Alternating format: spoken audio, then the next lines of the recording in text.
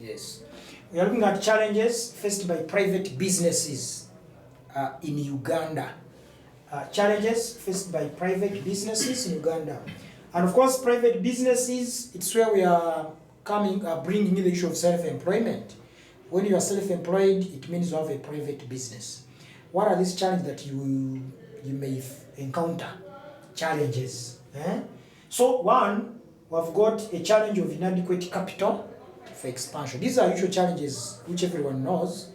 I may not over-explain, but these are challenges that almost every business is facing. The capital is not enough. Remember, we're not looking at problems. There is a difference between problems and challenges. A challenge, that capital is there, but it is not enough for expansion. The reason why our capital is not enough is because our businesses are not expanding. The capital is not enough for expansion. So this is a challenge that is facing majority of our private businesses. The second challenge is limited market for their goods or services. You produce a commodity, the market is not there. I think the reason is because of this number 3. Limited market. We produce goods, but the market is limited. The people who are willing and able to buy their products, the people who are willing to buy and they are capable of buying their products are not there. They are not many. So this one brings to us a challenge of limited market. And the reason it could be limited supply of skilled labor to produce quality products. You know, people like quality things. So if you don't have skilled labor, you produce half-baked products, goods which are not of better quality. And this one will chase away the customers. We make our customers run away. And when customers run away, automatically you don't have market and you will not sell. And if you don't sell, the business still will not expand, as you not have enough capital to reinvest. The other time we said that when you make profits, the profits is plowed back into the business. It is reinvested to realize an expansion. But will you reinvest back at the profits for expansion, yet you don't have market for the goods? Will you get market for the goods when you are producing poor quality goods because of limited supply of skilled labor?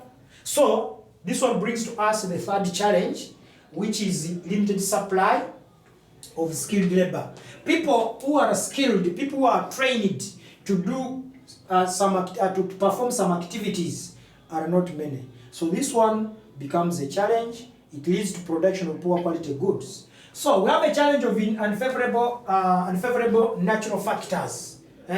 These natural factors which come to disrupt like agricultural produce. You are producing, there is drought. We expect to produce agricultural products like millet, like cassava, like matoke, like sorghum, like maize, like peanuts, among others. You will not, because there is too much drought. There is no supply of rainfall. So there is another challenge, inadequate support services like infrastructure. Yes, you are producing. Where will you pass when you are going to sell your products? What is going to connect you to the market center when the roads are impassable? You have produced your maize in a hard-to-reach area, and of course, because it's a hard-to-reach area, you cannot make sure that the goods have reached the market. So for this matter, it becomes a challenge. So we need to improve on the infrastructure so as to realize, to get market. Inappropriate technology used in the production. The production technology is limited.